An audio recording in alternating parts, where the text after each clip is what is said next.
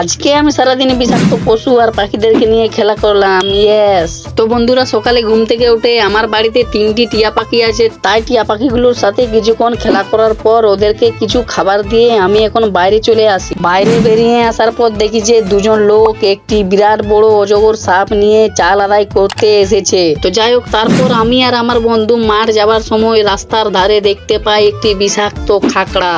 তো তাই খাকড়াটার সাথে কিছুক্ষণ মজা করার পর তোমরা দেখতে পাচ্ছ খাগড়াটার কি জোর। তো তারপর খাগড়াটা একটি খালে ঢুকে দিল। তো আজকের মতো মিলে ব্লগটি এখানেই শেষ করছি। বাই।